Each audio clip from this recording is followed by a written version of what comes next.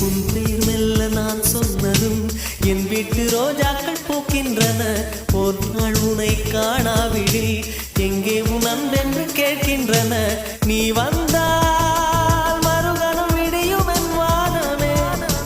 மழையில் நீ நனைகையில் எனக்கு காய்ச்சல் வரும். வெயிலில் நீ நடக்கையில் எனக்கு